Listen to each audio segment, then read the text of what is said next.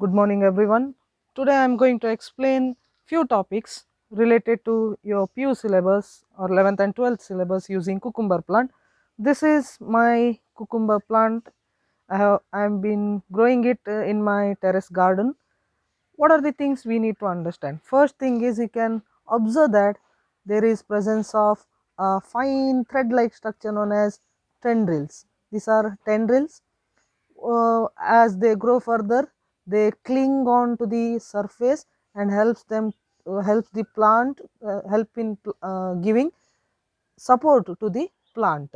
Now tendrils can be modified stem as well as modified leaf, but in this case, that is in Cucurbitaceae member cucumber, you can observe that opposite to leaf tendril is arising, means in cucumber tendril is an modified leaf. That is the first point regarding tendril.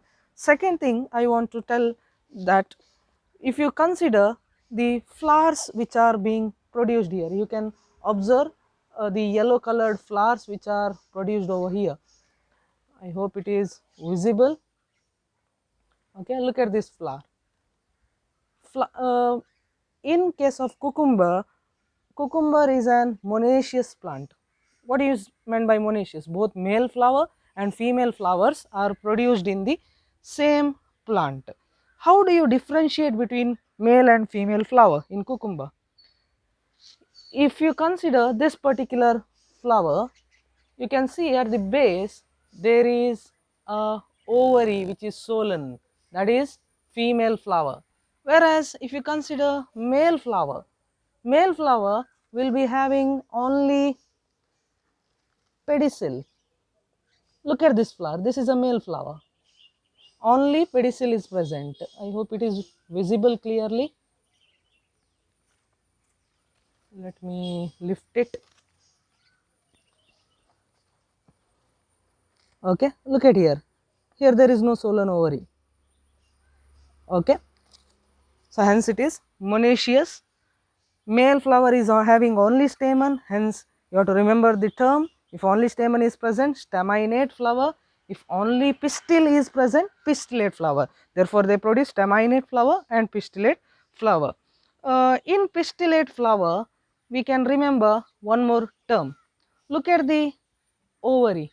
Ovary is below, ovary is inferior, whereas the other floral parts, petals, sepals, everything is above ovary. Hence, ovary is said to be inferior. Condition is epigynous flower. Cucumber is an example for epigynous flower. That is what we can remember. Third, one more thing is, now if I leave this pistillate flower as it will grow up to an extent, the cucumber. Then if there is no pollination, it is not going to grow further, it will turn into yellow and it will detach from the parent plant. So what I have to do is, I have to do pollination, otherwise naturally they depend upon the insects. Pollination with the help of insect is known as entomophily, but here I don't find many insects, so I cannot take risk, so I have to do artificial pollination. How I am going to do artificial pollination? Take a male flower.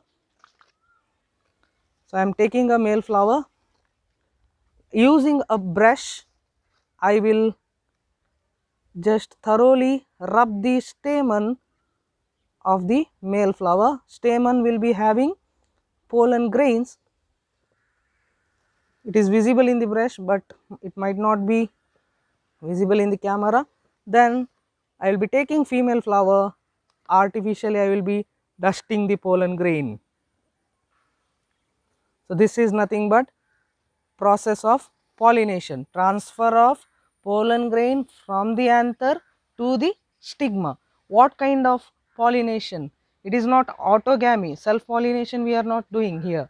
It is gaetenogamy, same plant but flowers are different. Hence one more term you can remember is gaetenogamy. And the last point I want to tell about cucumber is, you have learnt about plant hormones. Ethylene is one of the hormone. One of the widely used ethylene is ethfon.